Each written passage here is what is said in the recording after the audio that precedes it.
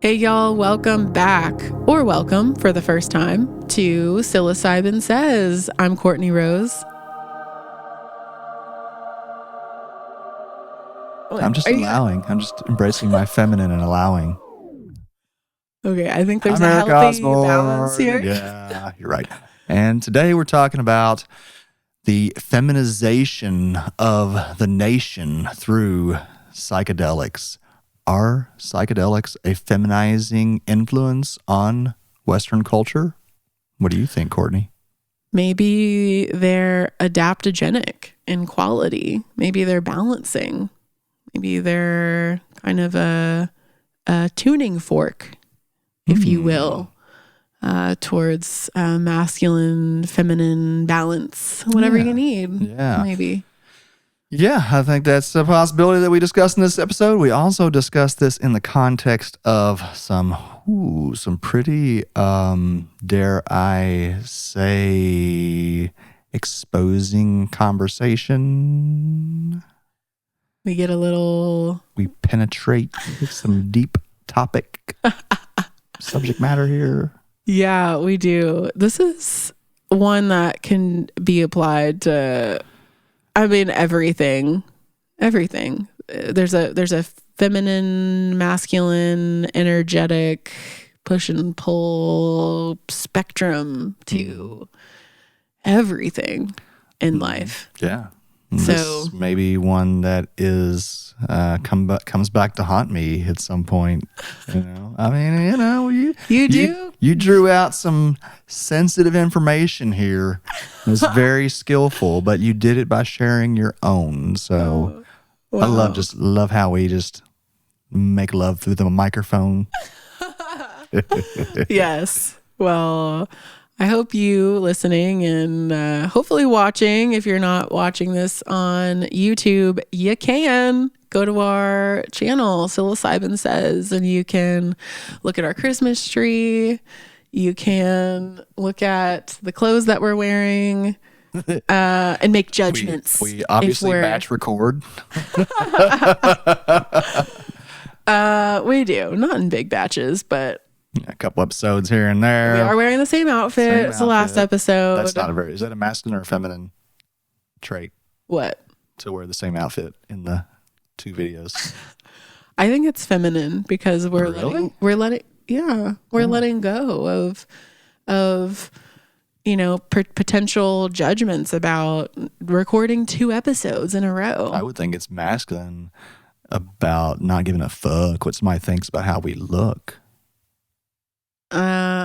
See, that's where it gets twisted. It does. This is why this topic is so interesting to explore. So as y'all listen and watch, if you're on YouTube watching this, take note of what maybe you don't understand or that you have your own thoughts on, and comment below, because this could very well be a series, just this topic alone, that we could dive into so much more. So I'm really curious about your thoughts. It also has me asking our audience, should Courtney and I start a strictly sex podcast? Because we keep coming back to the topic, and I don't know. I'm curious what our listeners think. Is there a space for us to have maybe more subject matter or more episodes around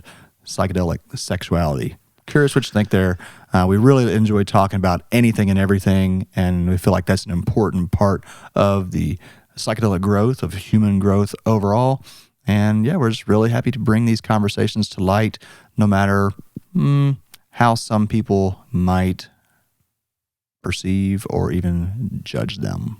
Yeah, that's right. So hopefully you enjoy it, you like it, you get some perspective in it. If so, push that little thumbs up button on YouTube or that 5-star on iTunes or Spotify, and share it with your friends. And if you want to be in the loop on new episodes and new special offers for our inclusive Psilocybin Says Club, that we got going on, head over to psilocybinsays.com and subscribe to our newsletter. We are actually beginning to send out emails to our newsletter.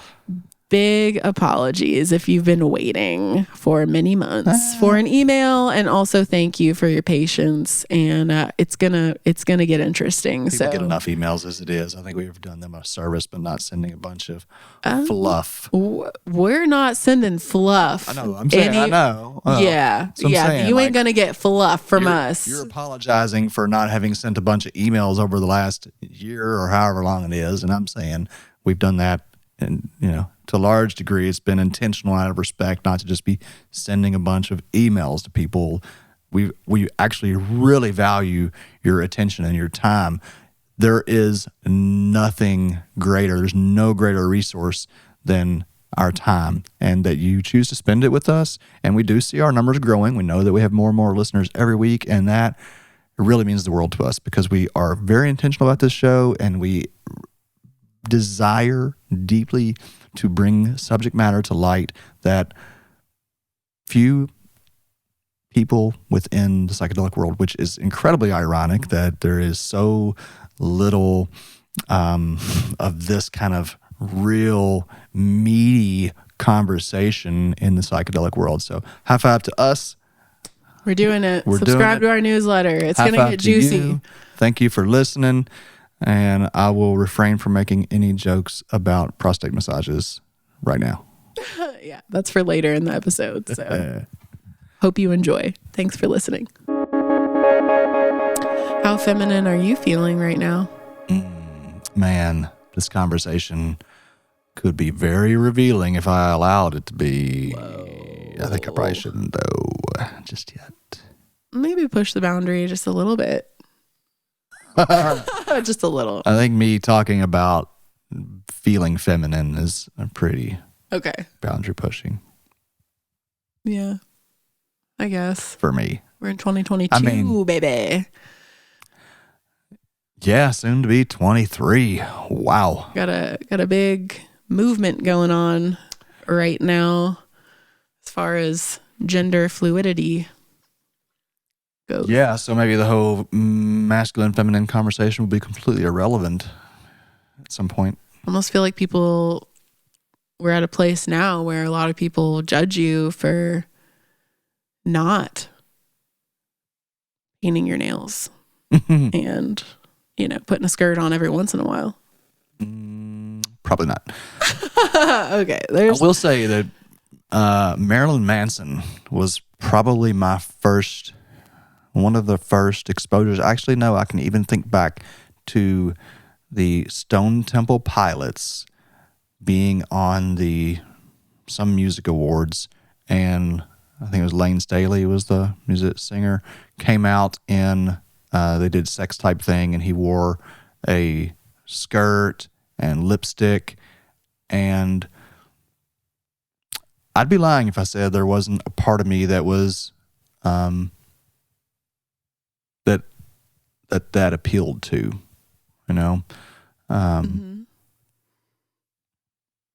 How old were you at this time?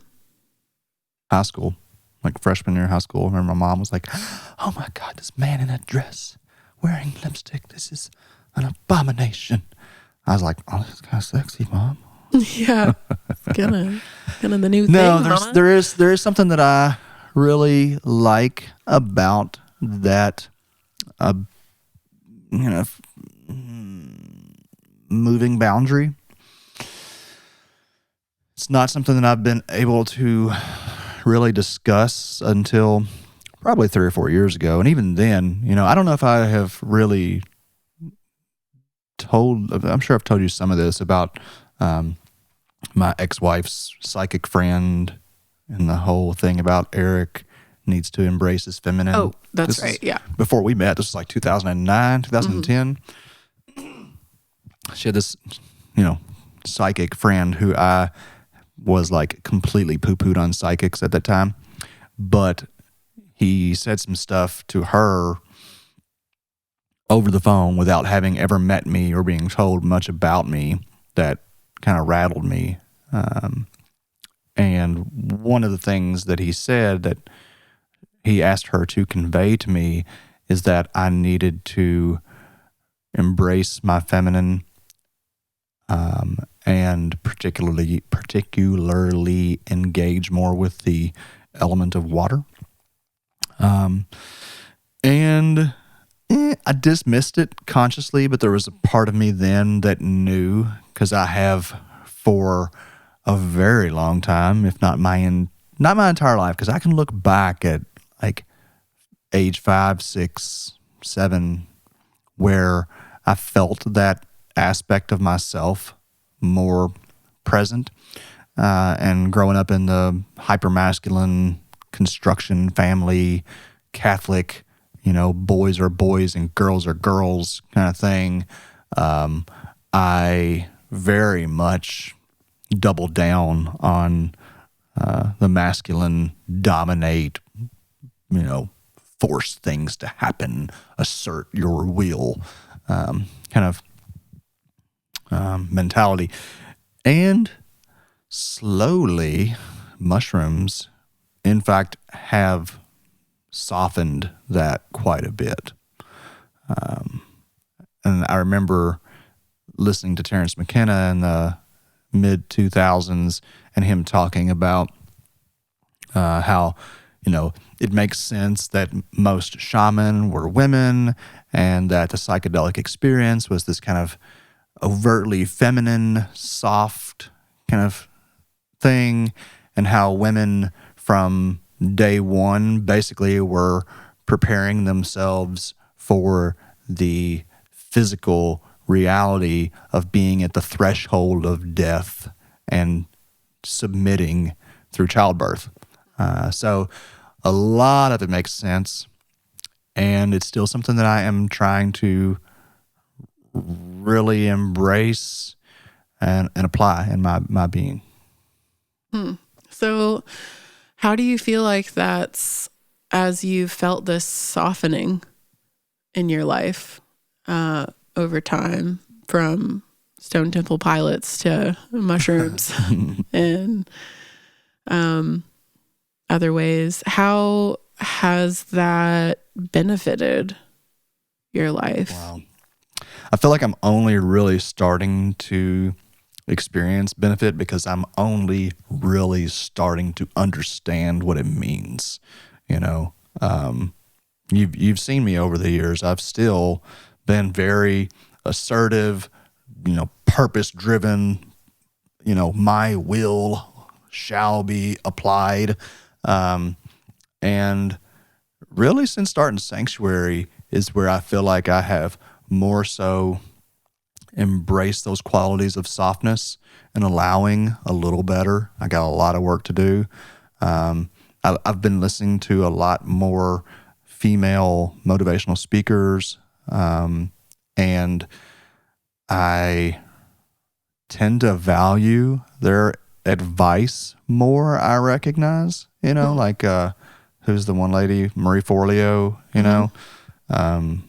I've really been appreciating and been able to receive what she is sharing, because it doesn't have that aggressive, like Tony Robbins, like, you've got to do this. I do like some Tony Robbins, you know what I'm saying? But yeah, sometimes a little bit of that's needed. Yeah, some Gary V. Yeah. Just gotta fucking do it, man. Do it. Fucking do it. But hug your mother. Yeah, no. Like but I see greater advancement in objectives when it is approached from in a softer manner. And in relationships, like, platonic or our romantic relationship, I feel like it's certainly more harmonious. I feel you more receptive to me.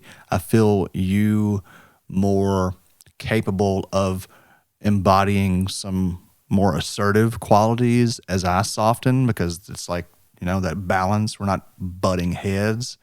And that's been really nice.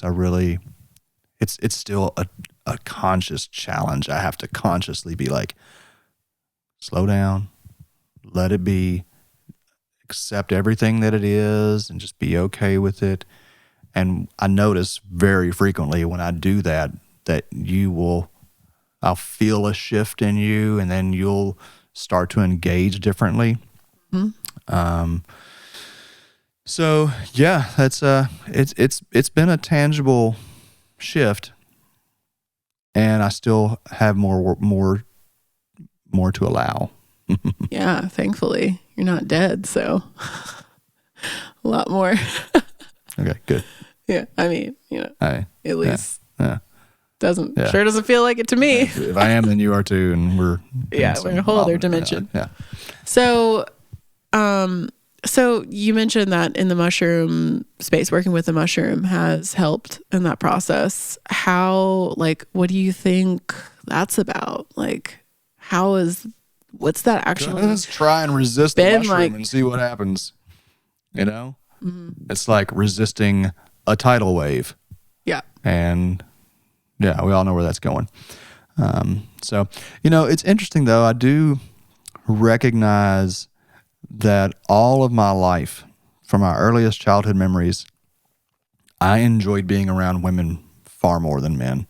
I enjoy that softness. I enjoy that kind of what tends to be a more lighthearted, playful, and I probably enjoy it because part of me is seeking to embody it,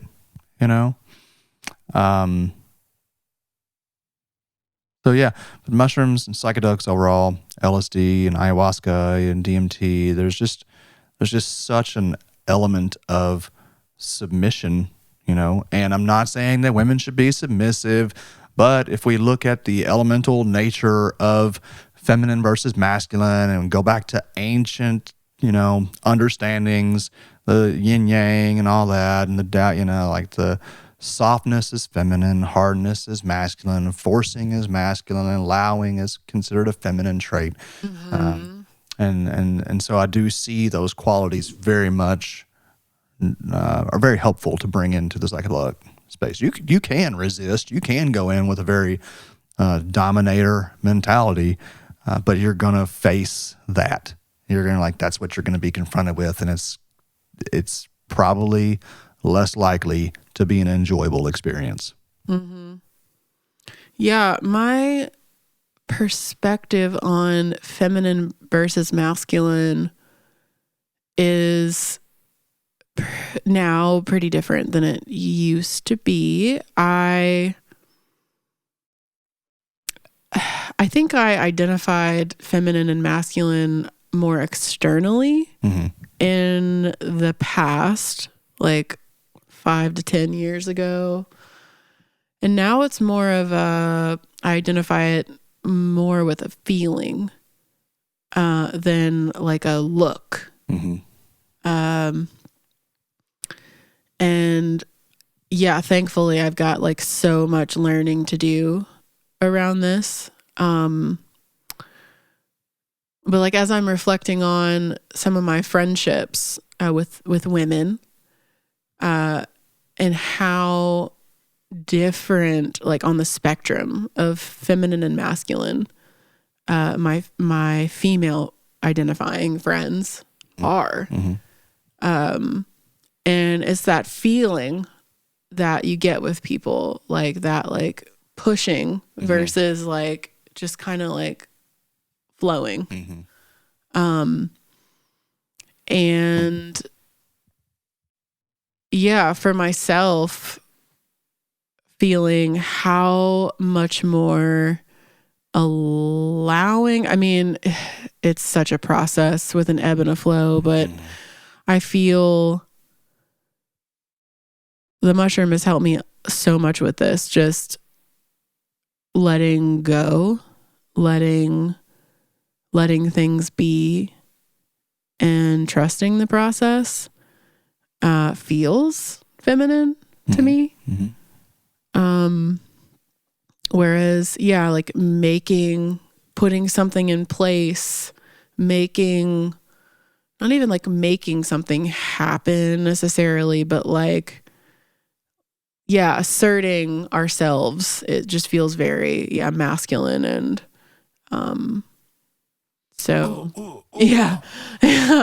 penetrating life. Yeah. I mean, how do you see yourself? I want to say that you grew up in a pretty masculine environment. It was so ironic. I never would have thought this, watching competitive figure skaters.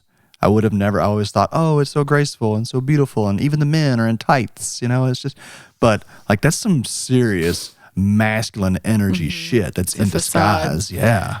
Yeah. It's really weird thinking about that external picture of femininity, the dress and the sparkles and like what we as a society identify as feminine. Right.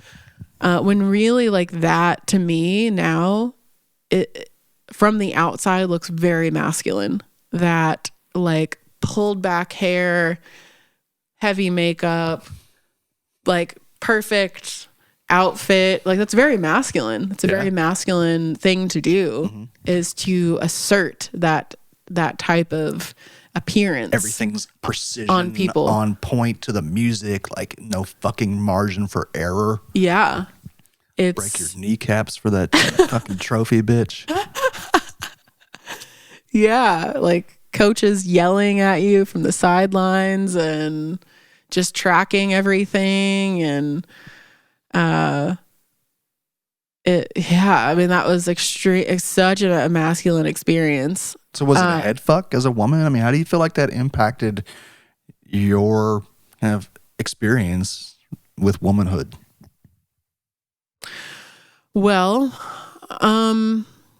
so reflecting back on it, like I do recall knowing other competitive ice skaters who felt much more feminine, who, not always, but like there was a balance with some athletes that felt like it very much benefited them. Like they could show up in a more easy and confident way. Like you could feel like when people were in balance, like in that feminine and masculine space, like letting go enough to be confident and let things flow and just relax. And reflecting on competitions where I felt that way, like more trusting of the process and knowing that the more I let go and be at ease, the easier things will be, and like the less tired I'll be, the longer I can endure stress. Reflecting on that, just seeing how much that benefited me when I could embrace the feminine, like in that very masculine and simultaneously feminine sport where you're supposed to like your like choreography and your flow, and like that's supposed to be very kind of like feminine in a big way, but you're supposed to execute tasks, jumps, spins, all those things simultaneously. So yeah, I mean, that impacted me in a big way. I feel like I learned a lot from that.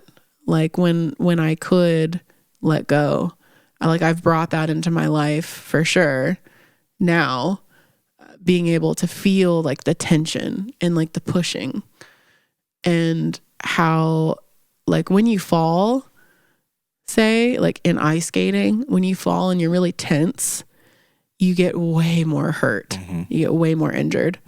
Because you're tense. It's like they say when you get in a car wreck and you're like tense, you get more injured. It's the same thing. I feel like in so many aspects of life, you can just let go and let things bounce off of you. Just, you can get back up a lot quicker and move on. So yeah, I feel like that's a pretty positive experience really when I reflect on that in that way. How it's impacted me today. Just like our recent, masturbation episode, I feel like I'm continuing to learn how letting go can help things happen in an easier way. Embracing my feminine side and not trying to force things can help things happen. Yeah. I kind of wanted to explore sexuality through this lens a little bit as well, because it's seems to be so intimately tied to our, I don't know, expectations or how gender roles play out. Mm-hmm. You know? Yeah. Well, when you brought up how when you notice that you are kind of letting go and not trying to force things to happen and fall into place per what you think, how you think they should. As you've made a practice of really like letting go more in the last couple of years, and how you notice that I can then like relax into things more myself. I definitely have noticed that in a huge way. Which I'm not so sure, like I began to be really aware of that like a few years ago, just that the more that you tried to make things happen, the more I like resisted and felt like I had to counteract, like protect myself. And so, yeah, it's been a really nice experience. Just, I mean, talking about sexuality, like our sex life has certainly felt more at ease and easier to me in the last couple of years. Like the last couple of months has been a significant shift. I've had some pretty, I feel like major shifts in the last few months. Yeah. Would you want to share more about that? Well, I mean, you know, as I've mentioned before, you know, men in most cultures grow up feeling like, you know, we've got to take the woman, we've got to, you know, take charge of the situation, seduce the woman, like even if she doesn't like you, it's just because you haven't tried hard enough kind of thing, which is like such a head fuck. It's such a head fuck, and it really discourages or disables your ability to be sensitive to what someone else needs and where someone else is at. And it objectifies human beings, and it is a deeply embedded part of, modern masculinity that I'm finding it really joyful to let go of to a large extent. I mean, it's a balance, right? There's definitely still a part of me that, you know, wants to like be that kind of like little bit of a, not necessarily dominate, but like, you know, assertive. But ultimately it feels so much better to authentically consider where you're at and what you need, you know? And I don't know, it's, it just feels more in balance. It feels like you're able to more authentically show up rather than feel like an obligation or, you know, that kind of thing. Yeah. I mean, I just like, you know, through a lot of what we've been through, and seeing across the board in business, as a father, as a husband, as a friend, across the board, seeing that pushing slows things down. And it's ironic. It's kind of a counterintuitive, right? But it just is, it's true. I see it. So, you know, I love knowing that people that I'm working with, that my kids, that my spouse are engaging in an activity, not always obviously sexually oriented, because they really want to and not because they're being forced to. Mm-hmm. Yeah. Not even forced is not the right word, but like, even if it's like soft persuasion.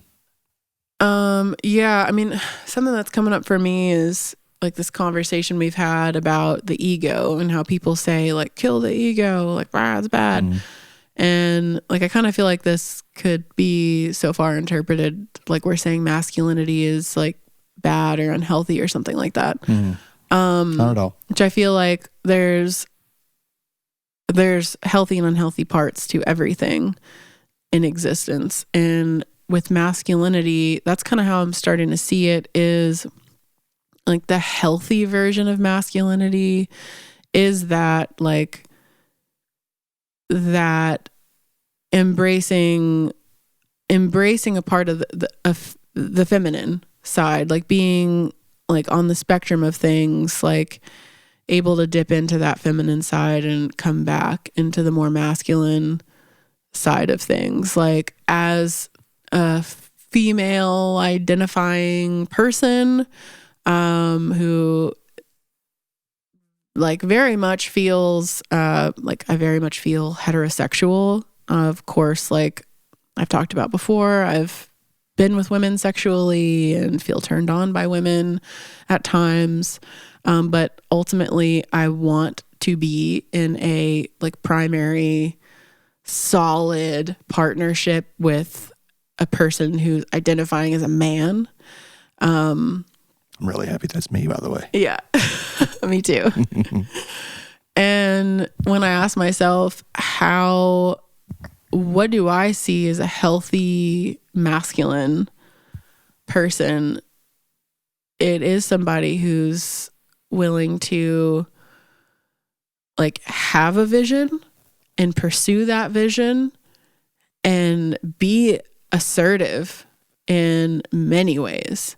And then also dip into that like flow and letting go when things like feeling when the tensions are rising and resistance is coming up, and just like let it go and like allow and redirect and adjust the vision, and like then pick up the assertiveness in like with an adjustment, like that's what's such a like sexually such a turn on to me is that like flexibility and also assertiveness. Like there's this big movement right now, I feel like, in embracing masculinity, which I think is it's kind of like balancing out the trans movement and LGBTQ movement. And like, there's a whole group of people that are like, men are supposed to be men and men are supposed to be like, right. Like Jordan Peterson doing, like that's the like natural like thing and whatever. I don't really want to get into all that necessarily. However, like for me personally, not speaking for all women, that is something I do identify with as being turned on by, is a man that is like willing to do what it takes to like provide for the family. And so while also being flexible in ways, which is the feminine. Wow. So you bring up something that within this conversation I have to consider, and it's something that I've only even allowed myself to consider in the past year, maybe 2 years, but probably past year, is are there instances of men that I find attractive, right? And this is like who I'm already like, I think about having this conversation, talking about this. It's like, oh God, it's really triggering because of just, everything that I was growing up with. And what it is trying to help me understand is more on a deeper level, the energetics that you're talking about, right? And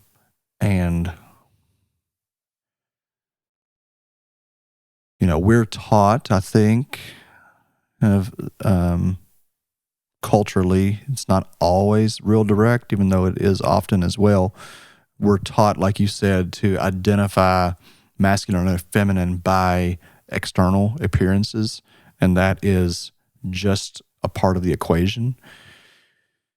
And it's like, as I embrace this feminine side more, do I find myself like attracted to any kind of men?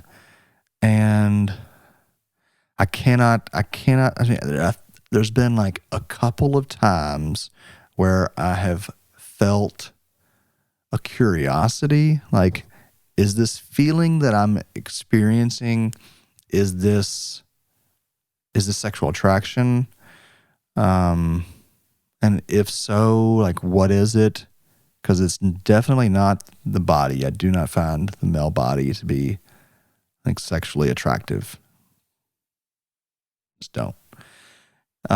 Which just is like a deeper exploration again of the energy that people bring. And one of our I don't know if I should mention name. I guess I could. Nobody else is probably going to know, but like in Jamaica, our previous friend down there, James, who was a very assertive, purpose-driven, successful person, but also had a lot of softness to him. And I would say he is probably the man that I have had the most like potential attraction to in that way. And I feel like it was actually that softness and that, like, open and gentle and just everything's okay. It's all okay.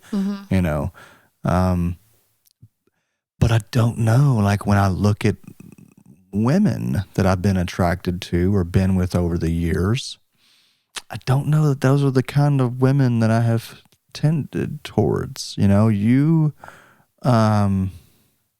wouldn't say that you're a masculine kind of woman, but you haven't really, at least especially early on in our relationship, didn't embody that kind of like softness so much, but I was so completely attracted to you. And it's like, so now I'm questioning, is it that balance of the external and internal? But like times when I've seen you be externally very feminine is when I'm so hot for you, so I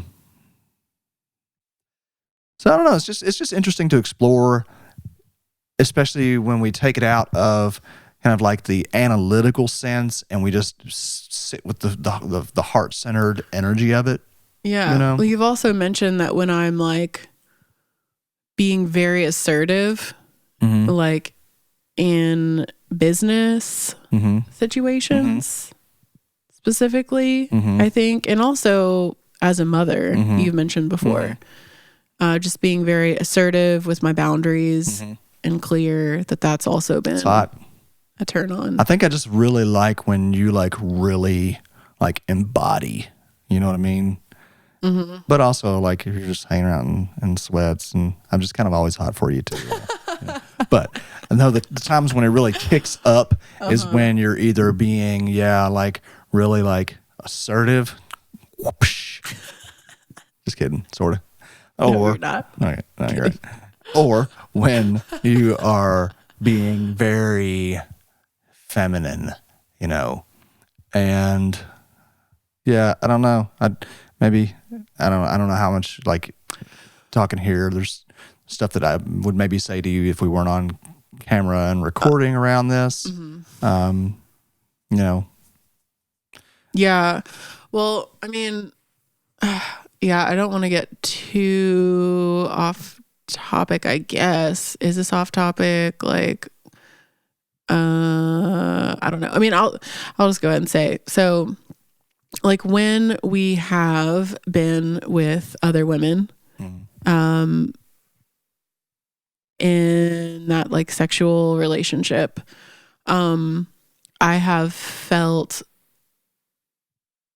like when I've been all about it and felt very like turned on by that woman being with us, I have felt, I feel like it's invited me to explore my energy in a whole different way, like depending on the person. Like it's very much been dependent on who that woman is. But overall, I felt a big softening with myself and let go with some of those experiences, which I'm really, really grateful for. And I am like, I'm curious about that. And I do feel like it could be kind of compared to the mushroom space, the psychedelic space in a way, like that perception, that experience of having this really new and different and like eye-opening experience can kind of, if it's wanted, I feel like it can put us in a let go place, like a place of this is so new. I feel like I'm opening up to this new experience, and therefore I'm opening up to myself and allowing myself to just be and let go and step into that more feminine side, which is interesting to me.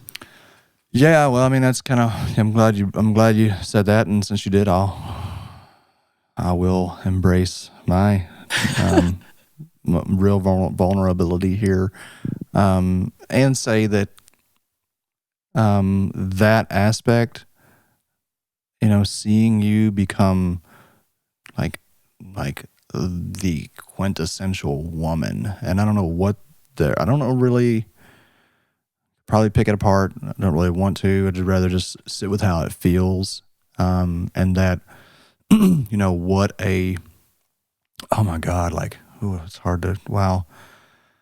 It's like, what an incredible sigh of relief that I've experienced in those instances where, I've seen you just like really open up and seen that other person just really, and it just feels like there's just this big, everybody can relax and just be and enjoy, and if it's really powerful in how it can shift my experience of you as woman. And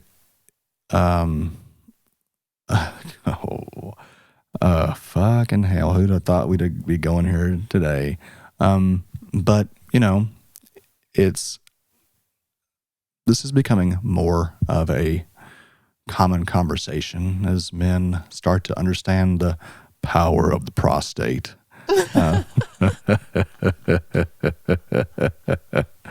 Yeah, as I saw this meme the other day, Like the title of this episode, like I saw this meme or something the other day about it was like God in heaven laughing because he put the male G-spot in his butt. And I would say that experiences of being penetrated it similarly has that like sigh of relief to it. It's like, I can just give myself over. I can just be the recipient, that requires such a level of trust, and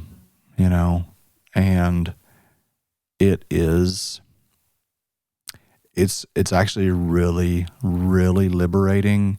It's really, in a weird sense, empowering. And I'm just grateful that, I've been able to kind of allow myself to experience that. And it's only been through the ongoing trust and communication that we build.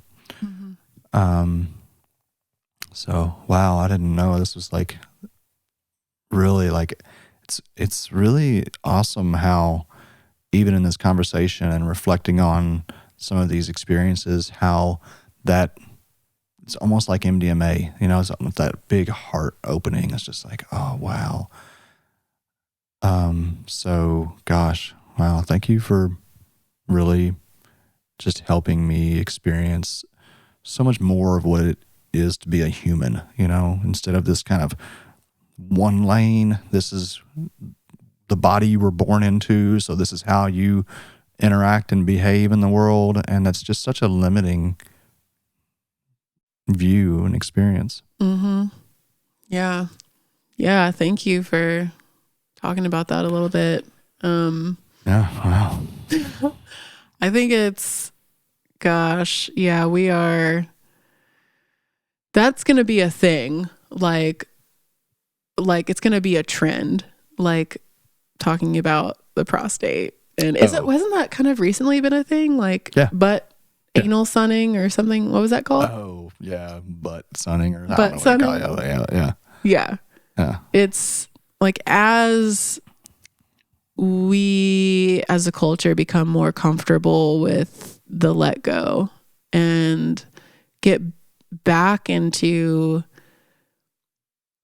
our spirituality in like a meaningful way and not like a dogmatic way, like a forced way, the very, very extremely masculine version of spirituality, which has been where we've been at for how many hundreds of years now.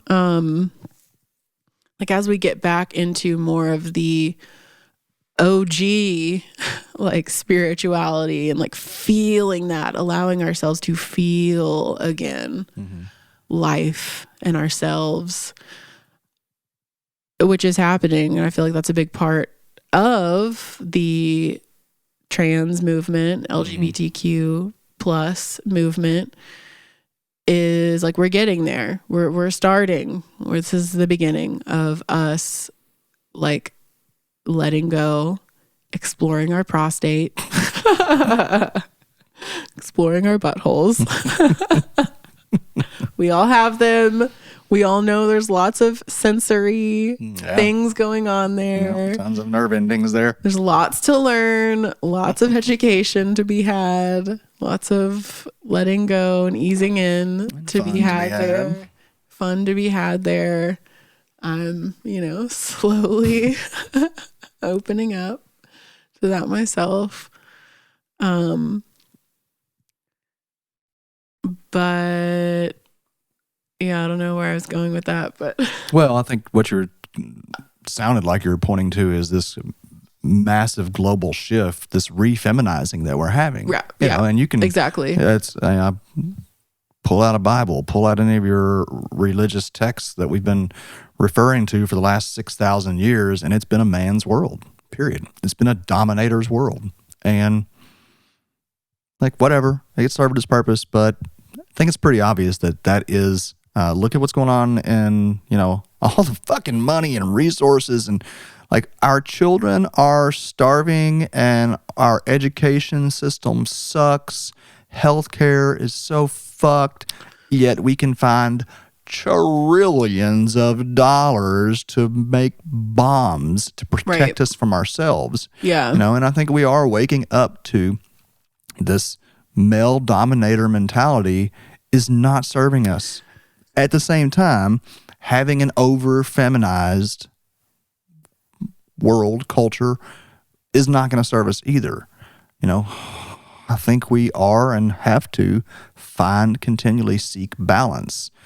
I mean, I'm curious, like in our life, like what would be too much of an imbalance for you to be attracted to me? Like how feminine would I have to get before you were not into it, or would you be simultaneously shifting your energy and we, end up, this androgynous couple that I don't know, but do you get what I'm saying here?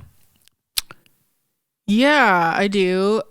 I mean, like my beliefs, my symbols of sexuality, as with all of us, are deeply ingrained. And it's one of those things, I feel like over time it will just naturally, like, we'll shift into something else. Maybe more of the androgynous type of vibe for everybody will be like, it'll be more of a turn on for more people to have like for more women to be attracted to more like feminine men, which is like, we're there, like we're definitely, women are much more attracted to men that embrace their feminine side than they were 100 years ago. Mm-hmm. That's for sure. I feel like it was a big, like, yeah. If I'm a woman and I'm okay with my man, like, showing emotion and showing like fear or sadness or pain,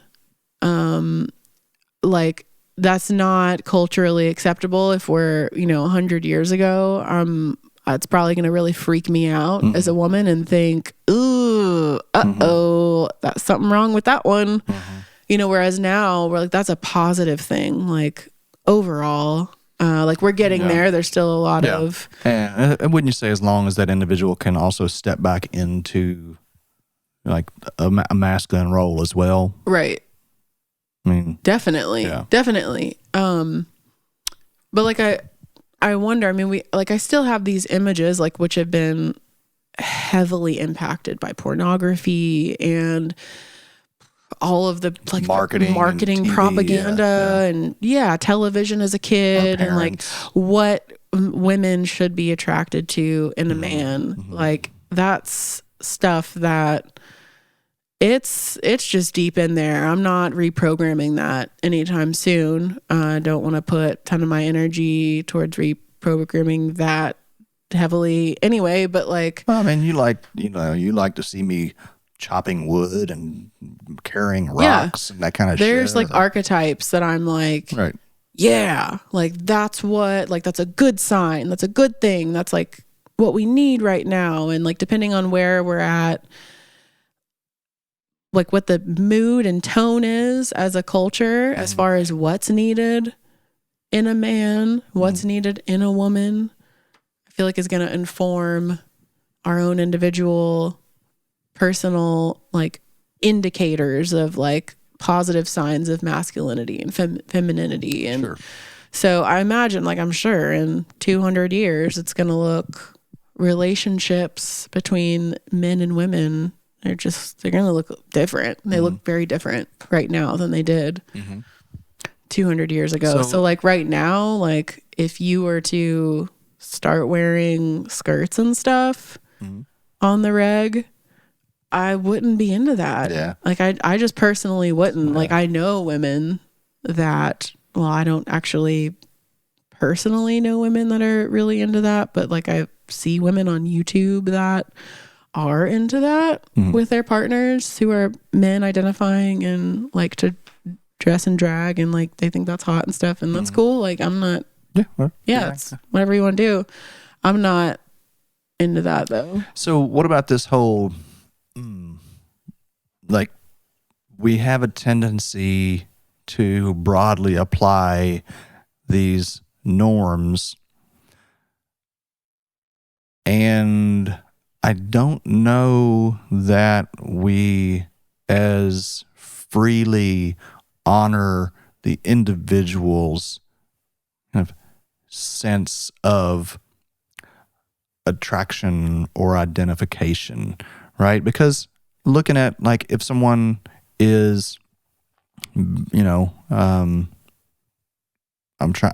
envisioning like the 4-wheel drive balls on the truck guy, right? Oh, like, God. yeah. I mean, how many people are looking at that and going, you know what? That's who you are. That's how you identify with. Like, thumbs up to you. Yeah, Billy Bob. Get it, Billy Bob. Come over to my house tonight. We just, I don't know. It's like we tend to really forget that every person is a very dynamic and unique individual. And I don't know, like it's interesting because as we do put this value on individualization, seems like it is that individuality is mainly valued when it is in line with kind of the bigger cultural movement, right? If you see someone who's, I know me, if I see someone, a transvestite out, right, then I'm like, that's cool. You're doing your thing. You're doing what feels right to you.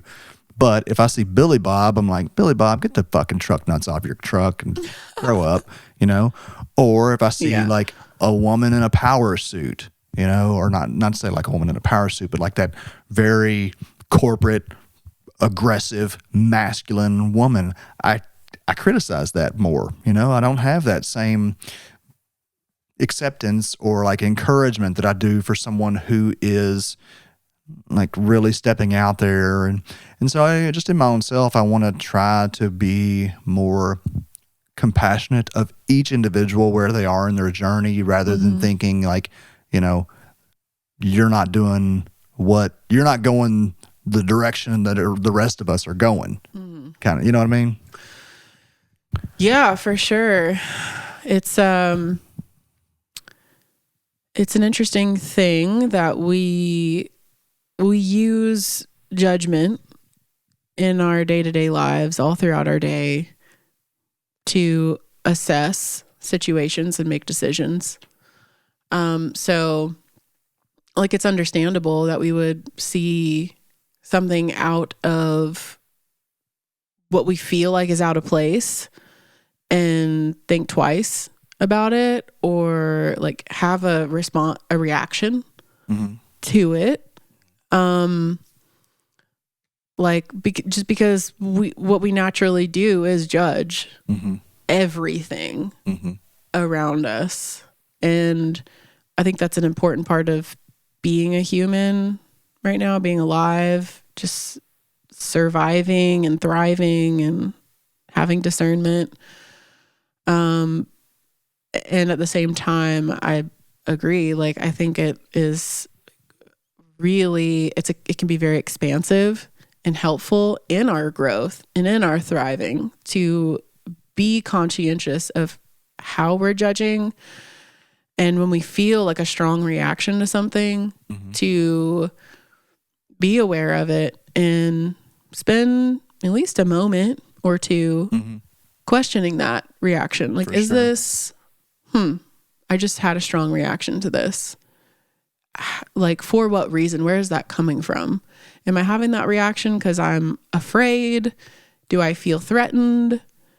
Or am I just reacting based on something someone told me or society told me, and it's not really based in, like, it's not actually going against my values per se, because I feel like that's really what it comes down to. Like, if we see something that is like going deeply against our very core values, then yeah, like, of course we're not going to be okay with that. Right. But it can be tricky. Like, if we see a Billy Bob with the balls hanging off the back of the truck, it's like, I don't know, maybe I was like sexually abused by a Billy Bob with balls hanging off of his truck when I was a kid. And it's like a warning sign. Like, last guy that I messed with that had balls on his truck really fucked me up. So I'm not trying to be around that dude. Like, yeah, get it. Don't go near Billy Bob and the balls on his truck. It's probably smart, like, based on your experience.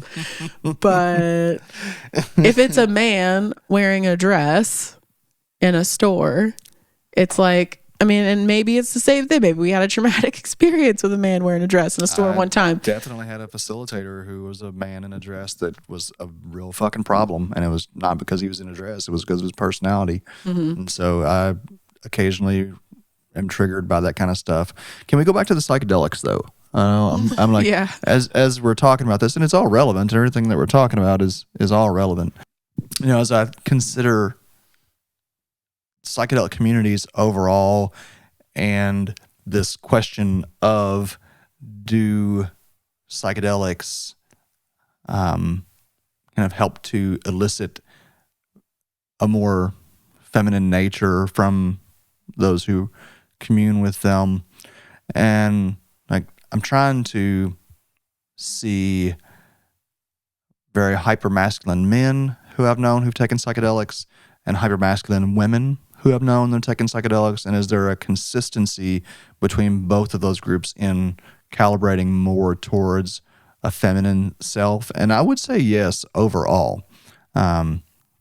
Initially there is, you can see, I'm thinking particularly of women who I've worked with that are very masculine kind of energy, and it can be kind of feels like a head fuck for them in ways. Like there's a strong resistance to that because it seems to indicate a weakness of sorts, For men, hypermasculine men, I'd say I've seen a lot of the same, a resistance because it feels like weakness. Yeah.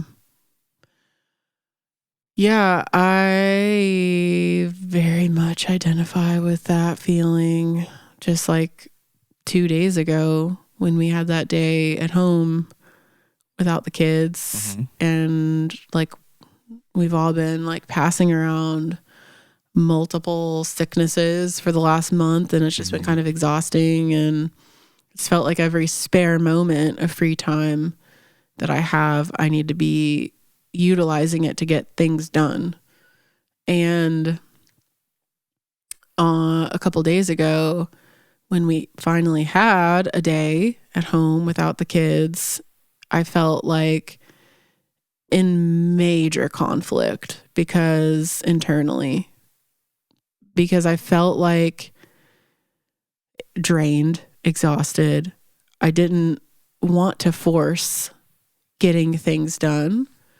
And I felt like I should, though. I felt like that's what I should be doing. I should be ignoring that feeling, and I should be pushing through and accomplishing tasks now that I had the opportunity to do that. And also I had this like pretty loud voice in my head, and your voice as well, saying like, why don't we enjoy this day? Why don't we let go and just let go of all those things we feel like we should do today, and just be with it and enjoy it. And like, even though I've been doing so much intentional work, ironically work, to like let go and embrace that feminine, experiencing that oftentimes, like when we push through, like you just recently said, it's counterproductive. We can just be like exhausting ourselves more and not actually getting into the receiving mode and just opening up to possibilities. Like I just felt tortured a couple days ago by the conflict within my head, that indecisive feeling of, okay, like this Courtney over here on the shoulder saying, get shit done. Like now's your time, like seize the moment, like so much to do. And this Courtney is saying, but really, you really need to do that? Don't you really, shouldn't it probably be good to just like let go, even sick, like just let go and be today? It was kind of hellacious. So let's talk about intuition in terms of this. Intuition is, I think, almost always denoted as a feminine attribute, whereas the intellectualization is the more masculine attribute, or the flip side of that coin. And I guess, how in touch do you feel like you are with your intuition, or do you feel like you can get more in touch with intuition by focusing on or identifying more with the feminine side? And the reason I ask this is because in in the context of psychedelics and in the context of that experience, with mushrooms anyway, most people, their intuitive sense is drastically heightened, right? Like they just know something because they just know it. I just know it. I feel it. And so that indicates a feminine quality to the psychedelic experience. And I wonder, in that situation there, can you go back into how you experienced and felt that and identify which decision your intuition would have told you to move towards? Yeah, intuition is a challenging one for me sometimes. When I feel like sometimes it is really hard for me to separate the like what is intuition and what is like feelings informed by false beliefs. Like, because sometimes we have reactions to things that are very much a feeling associated with a story. Right. And that's where, like, a couple days ago, I really wasn't sure what was what. I felt like, okay, I've got some multiple pretty strong feelings and multiple pretty strong storylines associated with these separate feelings. And like it just, they both felt so starkly different as far as direction and approach that I felt paralyzed. Like, it would be better for me to just sit and not attach to either one of these feelings right now.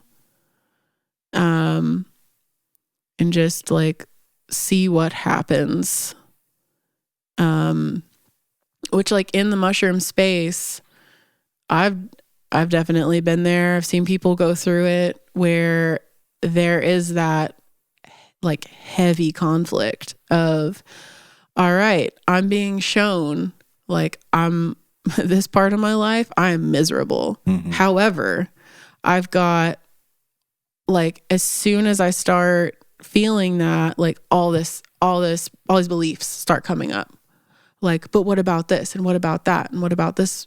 How this is going to affect that? And like that paradigm paralysis that, like, okay, I'm being shown this is a place I could shift, but I am terrified of the potential implications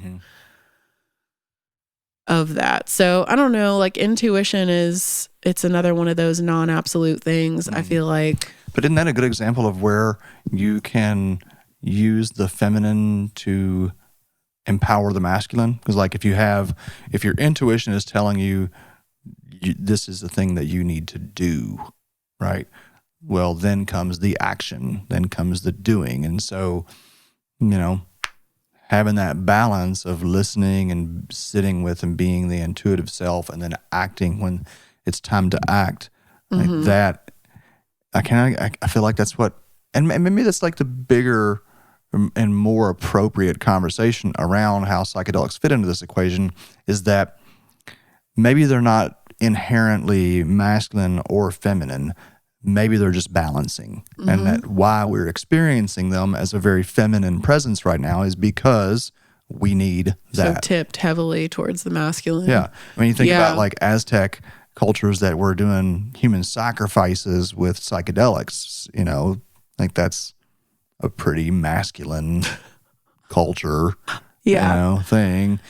So, I mean, I have certainly there's been plenty of times with mushrooms where I have felt like I got a masculine kick in the ass. Like, I was being very passive, like really passive in my life. And the mushroom told me to step the fuck up and, like, stand up and have more clear boundaries and stuff. So yeah, I'm more along that line of thought, that they're adaptogenic in quality. They're not, like, overtly feminine, but that makes a lot of sense because we're so masculinized as a culture. Yeah. If you look at the the physical nature of the mushroom, it's many people observe that it is both masculine and feminine. When they are primordiating, there for many species of mushrooms, there is an actual, it's called a vulva that the shaft erupts from, and it looks, as Courtney has pointed out about our logo, it looks like a penis because it's a mushroom, because all mushrooms look like penises. But what most people don't see is that in that early stage of development, that there is a very feminine kind of nature to it. So to see it as a balancer, to see it as carrying both, feels more real to me, and it feels more like what we as individuals and a collective are hopefully aiming towards.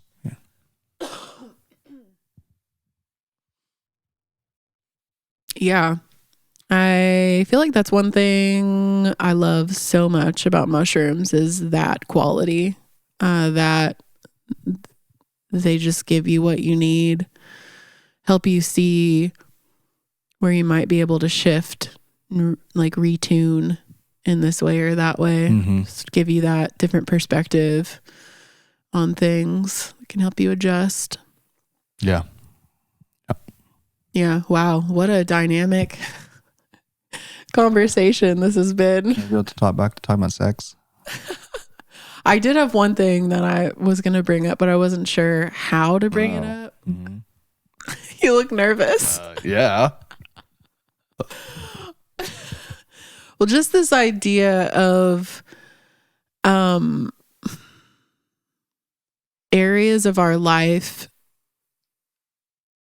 being, I feel like I've brought this up on a podcast recently, but areas of our life, seeing those areas as entities, like finance, like nutrition, sex, whatever it is, like seeing those areas as entities and kind of exploring our relationship with those entities in kind of like in various ways, but like, since we're talking about gender here and we've talked a lot about sex, like in that way of like a sexual relationship, a gendered relationship, like a power dynamic relationship, that like push and pull, feminine, masculine way. And like I've recently come across, there's more and more coaches that are like business coaches and finance coaches that are approaching that aspect of life in the sexual sense. Like, what is your power dynamic relationship with money and business and your career, your social life, and like working to kind of rebalance where things have been off in that power dynamic. And I think it's